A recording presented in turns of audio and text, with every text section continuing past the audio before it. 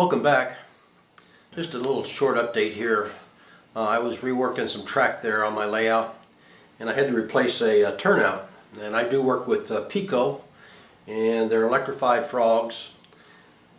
And I used to always have to worry about getting the hole for the servo motor to line up when I set the track in and drill a hole in, because I always soldered it, the wire back down here on the back and set everything into the layout.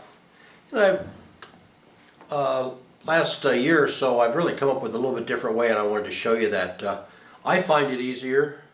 I've had no problems with it, and if you have some comments on it, I sure like to hear. But let me show you how I install one now.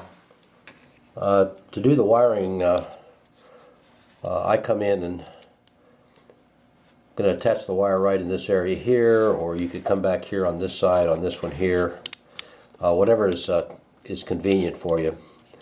So, and I have put a 1/8 inch hole right in here, so that's where I'm going to bring the wire up through, and we'll attach it right into here. Soldering iron, very fine point on it. I'm going to put a little bit of flux, and we're going to tin that, and we'll attach the wire.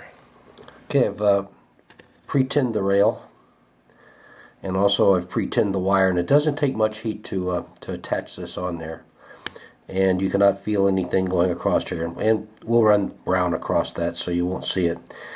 I use 28 gauge wire to do all my drop downs with, and once I get it down below the layout, then I use 22 gauge, so it doesn't take much heat once you get right to here. Okay, and we have the wire attached, and it's going down through the hole.